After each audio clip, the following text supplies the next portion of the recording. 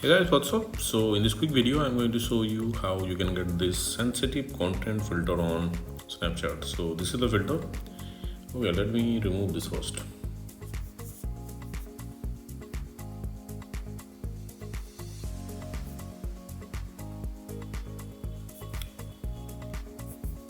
Okay, the effect is gone. To get this effect on Snapchat, what you have to do,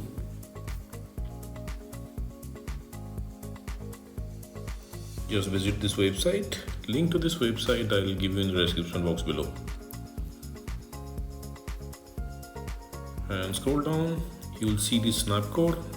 If you are browsing this website in your laptop or PC, you can scan the snap code with your Snapchat mobile app.